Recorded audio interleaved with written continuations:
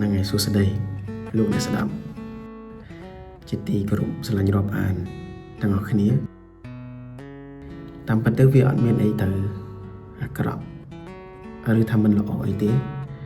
แต่กระไรบิคิมบานเคยตัวสนามนี้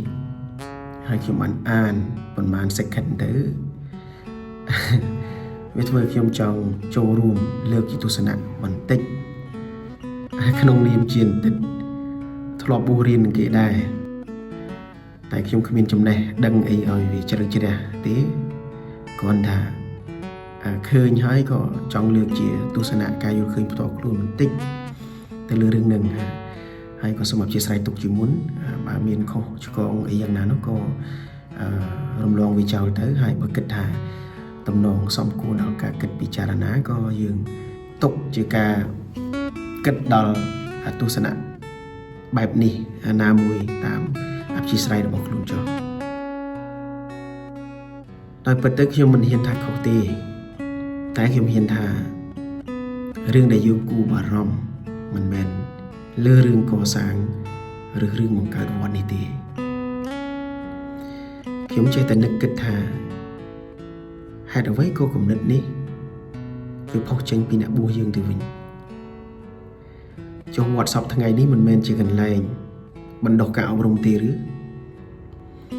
รูปភាពអាក្រក់តែកើតឡើងក្នុងសង្គមយើងសពថ្ងៃរឿងខ្លះជារឿងបុគ្គលរឿងមិនខំប្រឹងប្រែង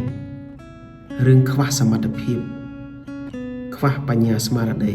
តែខ្លួនឯងសោះរួចមកដាក់បន្ទុកលើវត្តសាសនាទៅវិញការគិតពីសុខទុក្ខគ្នាជាធម្មសន្ដុសដែលសាសនាមានត្រូវហើយมันខុសទេតែត្រង់រឿងអាក្រក់ល្អក្រឬមានវាកើតមកពីសាសនាឬថាមកពីវត្តច្រើនខ្ញុំគិតថាវាមិនយ៉ាងនោះទេអ្នករៀនសូត្រគេគិតដឹងគ្រាន់តែគេមិននិយាយវាផ្លាច់អីតែខ្ញុំមិនមែនជាអ្នករៀនសូត្រទេខ្ញុំចេះតែមាត់ទៅតន់នៅរស់រឿងខ្លះចំណុចខ្លះគេព្យាយាមបំបត្តិគុណតម្លៃវត្តគ្រប់រូបភាពព្រោះតែហេតុយ៉ាងនេះហើយបានជាប្រសង់បញ្ញវន្តឋានៈដឹកនាំព្យាយាមរិះរកវិធីបណ្ដុះគុណតម្លៃវត្តបង្កើតពុទ្ធិកសិក្សាបង្កើនគុណភាពមិនដេចមិនសម្លឹងមើលឲ្យឃើញពីតម្លៃនេះឲ្យបានឆ្ងាយខ្ញុំឃើញសពថ្ងៃគេព្យាយាមដកសាលាចេញពីវត្តក្មេងៗដែលពីដើមមានសាលារៀននៅក្នុងវត្តស្គាល់លោកស្គាល់ព្រះតែឥឡូវគេទាញសាលាចេញពីវត្តហើយគេបន្ទោសវត្តគេបន្ទោសការកសាងវត្តខ្ញុំយល់ពីទស្សនៈអ្នកលើកឡើងមកនេះត្បិតថាលោកបារម្ភពីសុខទុក្ខបរិស័ទតែវាអាចនឹងជំរុញឲ្យមនុស្សដែលពុំសូវចូលចិត្តគិតនិងទទួលយកភ្លាមអាចយល់ច្រឡំទៅលើតួនាទីរបស់វត្តអារាមថាមិនបានឲ្យតែឮពាក្យថាកសាងវត្តបង្កើតវត្ត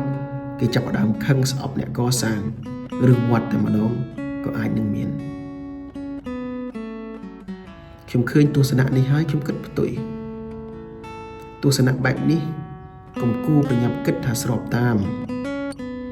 យើងត្រូវប្រើទស្សនៈបែបដេញដោលមតិសិនល្អជាងព្រោះវាគ្រាន់តែជាទស្សនៈខ្លីវិស័យនៃការគិតមួយជ្រុងរបស់អ្នកគិតតែប៉ុណ្ណោះលោកអ្នកប្រាជ្ញពីដើមមិនដែលទាស់ឬបារម្ភរឿងបង្កើតវត្តអារាមនេះទេចុះហេតុអីក៏ប្លែកតែអ្នកប្រាជ្ញយើងសពថ្ងៃមកខឹងទាស់តែនឹងវត្តមែនតែនទៅក្រហោះគេមិនទាស់មកយើងអ្នកបួសជាអ្នកទាស់ទៅវិញសរុបរួមខ្ញុំសូមបដិសេធទាំងស្រុងព្រោះវាមិនមែនជារឿងគួរបារម្ភនៅត្រង់បង្កើតវត្តនេះទេតាមពិតទៅក៏មិនមែនជារឿងងាយ ដែលយើងចេះតែចង់បង្កើតក៏បង្កើតបានដែរគេមើលប្រជាជនតាមតំបន់គេមើលស្ថានភាពរស់នៅរបស់ប្រជាជនម្យ៉ាងបើគិតរឿងច្បាប់ក៏មានច្បាប់ទម្លាប់បង្កើតទៀតតើកុំបារម្ភរឿងដែលគួរបារម្ភនៅត្រង់ថាវត្តអាចចូលរួមរបៀបណានឹងសង្គមវិញទេនោះទើបសមទំនងដល់ហេតុផលដែលយើងត្រូវគួរគិតគួរបារម្ភបំណងខ្លះល្អហើយមិនខុសទេតែវាល្អនៅត្រឹមសម្គាល់បានហើយកុំល្អរហូតឲ្យវាមើលឃើញគុណទៅជាទោសនោះ